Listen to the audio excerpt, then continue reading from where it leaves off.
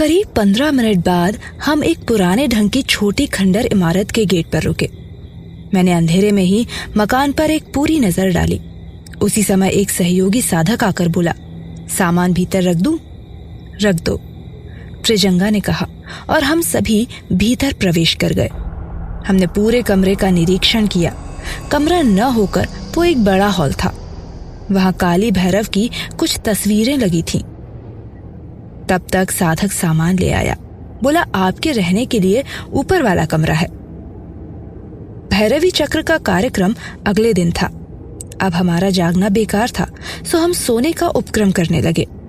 थके होने के कारण निद्रा ने शीघ्र ही हमें अपनी गोद में ले लिया। अगले दिन सिद्ध भैरवी चक्र का समय आ गया। नियमानुसार हमें काले वस्त्र पहनना अनिवार्य था। काले कपड़े पहनना सरल तो अवश्य लगता है, लेकिन इतना सरल था नहीं। अगर भैरव को पता लग जाए तो त्रिशूल से मार मार कर जान ले लेते हैं, और उनके इस कार्य में कोई भी हस्तक्षेप नहीं कर सकता। ऐसा मैंने प्रत्यक्ष देखा था। संभवतः आप नहीं जानते कि अघोरी भैरवों का भी पहचान पत्र और सर्टिफिकेट होता है। इधर कुआं उधर खाई वाली बात थी, पर मन था कि मान नहीं रहा था। न मेरे पास प्रमाण पत्र था और न ही तांत्रिक होने का परिचय पत्र। हर प्रकार का खतरा झेलने को तत्पर मैं त्रिजगा के सहारे मैदान में कूद पड़ा। वहां दूर दूर से आए तांत्रिकों को देखकर मैं यही सोचता रहा कि मैं किस श्रेणी में आता हूं। कभी अघोरी पसंद आते हैं तो कभी तांत्रिक। मुझे तांत्रिकों का मामला जचा तो मैं त्रिजंगा से हटकर उनके साथ खड़ा हो गया। मैं सोच रहा था, तंत्र साधना में सिद्धि वह शक्ति है जो असंभव को संभव कर सकती है, पत्थर पर फूल खिला सकती है, मुर्दे में प्राण फूंक सकती है। किंतु मेरी सिद्धियों के साधक प्रायः गुप्त ही रहते, मिलते ही नहीं थे। कुछ तो इस संसार को त्याग कर अरण्यवासी हो चुके हैं, दूसरे जो भी हैं वो समाज में गोपनीय हैं। मेरे कहने का उद्देश्य ये है कि भारत भूमि साधकों से खाली नहीं है, पर उनका मिलना दूभर है। फिर भी व्यक्ति का भाग्य है कि उसे कोई योग्य साधक मिल जाए। संयोग से साधक के दर्शन मुझे भैरवी चक्र के पर्व पर मिल गए थे। मैं उनसे पूर्व परिचित नहीं था, मैं तो त्रिजगा के साथ था। किसी को मेरा परिचय कराने की आवश्यकता नहीं हुई। स्वयं त्रिजगा ने मेरे कंधे पर हथेली रखकर कहा था, हो न हो पूर्व जन्म में भैरव थे। पहले तुम हरिद्वार में जन्मे थे और 40 वर्षों तक परिवार के साथ रहकर परमानंद में चले गए थे। तुम्हें अब मैं क्या क्या बताऊं? मैंने नतमस्तक होते हुए कहा, आप गुरुओं की कृपा मिलेगी तो शायद अपने आप को पहचान सकूं। हाँ, कभी कभी लगता है कि आज मैं जो साधनाएं कर रहा हूँ, सीख रहा हूँ, वह पहले भी कुछ सीमा तक कर चुका हूँ, पर कब कुछ पता नहीं। वे मुस्कुराए, फिर मेरी पीठ थपथपाकर बोले, जल्दी नहीं, धीरे धीरे सब समझ में आ जाएगा। बस साधना पथ पर यूं ही जमे रहो। समय कम है, कल मेरी प्रतीक्षा करना। रात्रि के दूसरे पहर में हमारी वार्ताएं होंगी। क्या आप पधारेंगे? वह उचित न होगा। मैं सूक्ष्म शरीर के माध्यम से आऊंगा, पर आऊंगा जरूर। लौटने में विलंब भी हो जाए तो कोई डर ना रहे। मैं प्रतीक्षा करूंगा। इसके बाद मैं आतुरता के साथ भैरवी चक्र में शामिल होने की प्रतीक्षा करने लगा। तंत्र मार्ग में केवल गुरु का महत्व है। भैरवी चक्र का संचालन भी गुरु ही करता है। गुरु के शिष्य साधक साधिका को गुरु जैसी आज्ञा करें वैसा करना, ये अपना धर्म समझते हैं। इन्हें शिक्षा दी जाती है, गुरु अगर लोभी भी हो तो उसे वामन के समान समझे। गुरु के पास अनेक शिष्याएं आया करती हैं। वे लंबी लेटकर गुरु को प्रणाम करती हैं।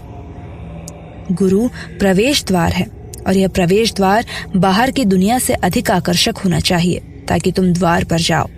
तुम पहाड़ पथ पर खड़े हो जाओ, जहाँ वर्षा, बिजली और कड़ी धूप का प्रकोप है। तुम्हें कहीं आश्रय चाहिए।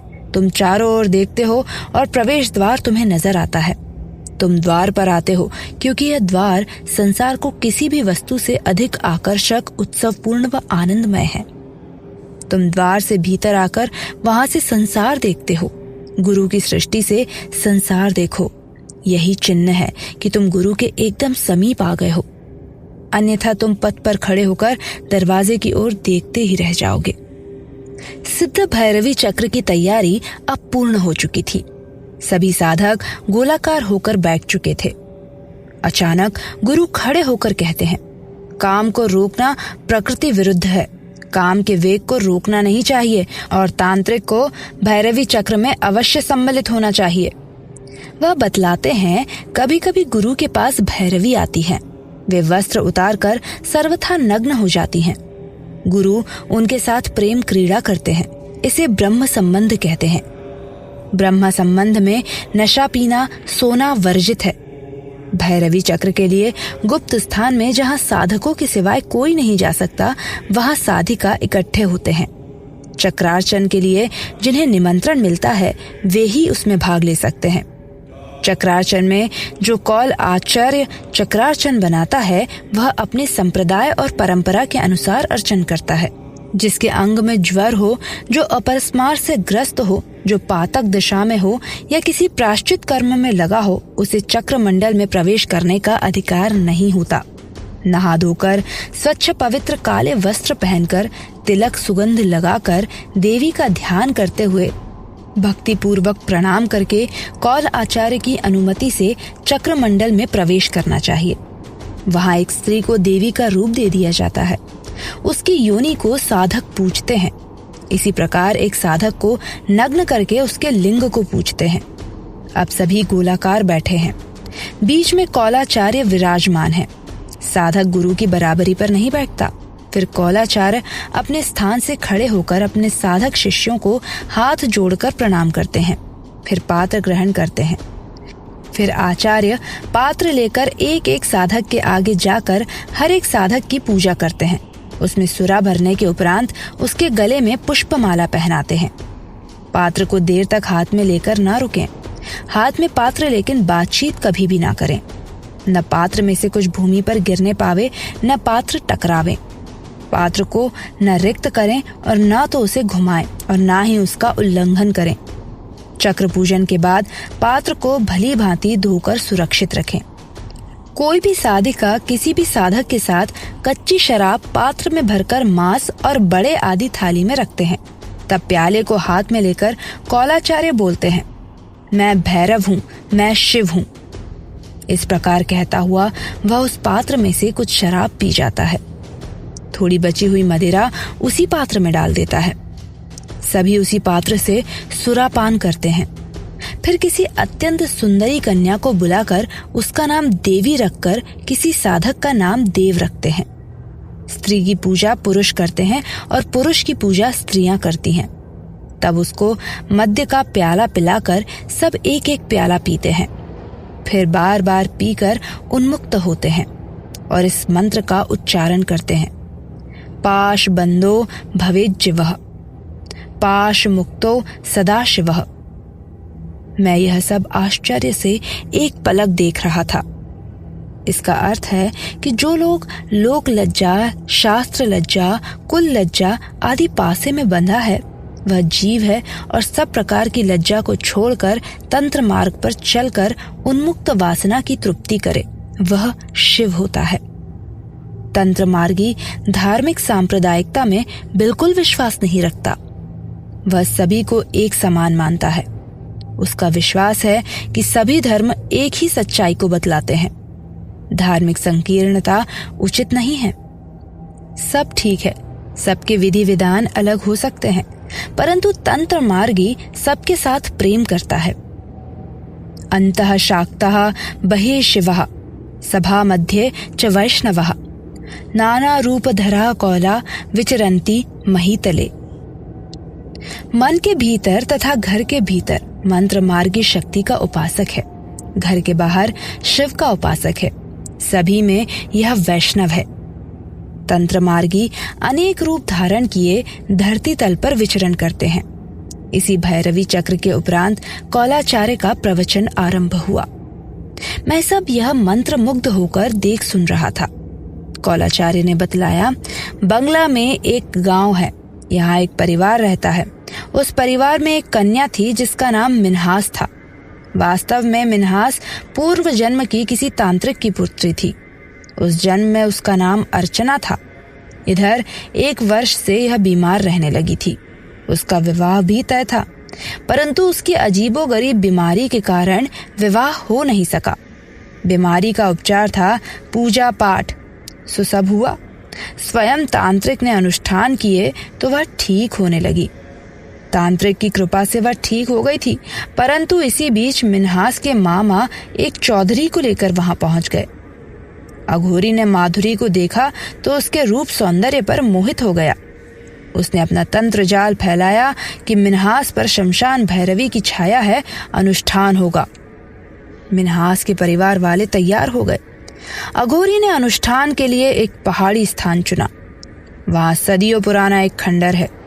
वहीं पत्थरों से बना छोटा तालाब है, एक झरना है और गुफाएं हैं। अघोरी अपने अनुष्ठान की तैयारी कर चुका था। उसका विचार था कि मिन्हास को अपनी भैरवी बनाएगा और पत्नी की तरह रखने के बाद साधना के लिए प्रयुक्त करेगा। मिन्हास के रूप सौंदर्य का उपयोग वह अपनी तंत्र साधना के लिए करेगा। इस समय उसने मिन्हास के पूरे परिवार को उसी पहाड़ी पर तांत्रिक शक्तियों के मोह पाश में जकड़कर कैद किए। न जाने कैसा प्रबल तांत्रिक था। उसने मिन्हास के परिवार के पीछे अनेक भैरवियां लगा रखी थी।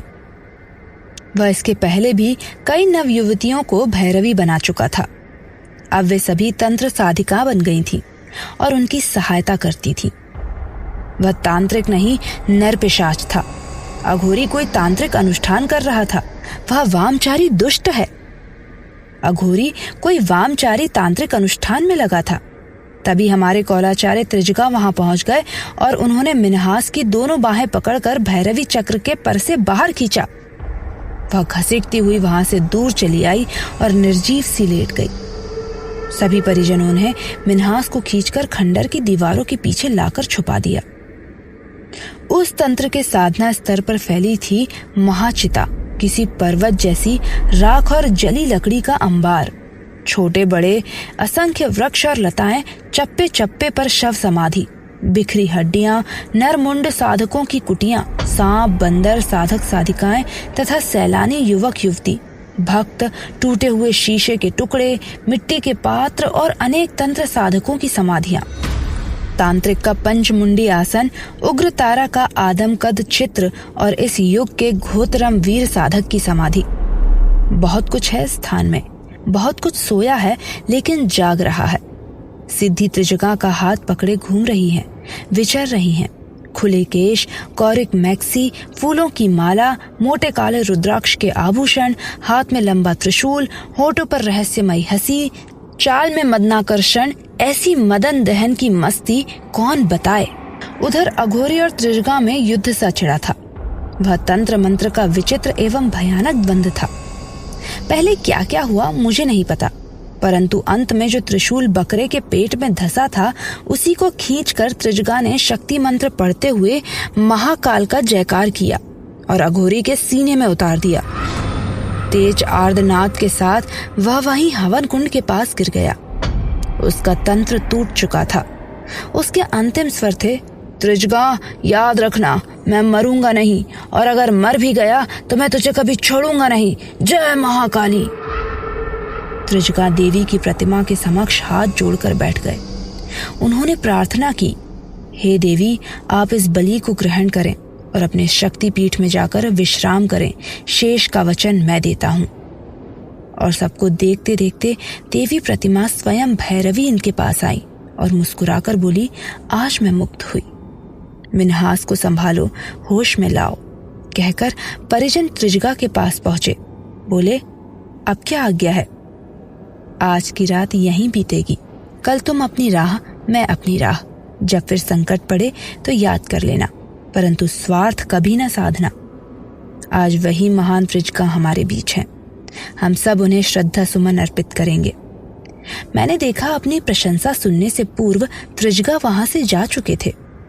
मेरा रुकना अब वहां बेकार था, सो मैं भी चला आया। कमरे में पहुंचकर देखा त्रिजगा सामान समेटे हुए थे। मैं भी उनके साथ चल पड़ा, शायद अगले अभियान के लिए।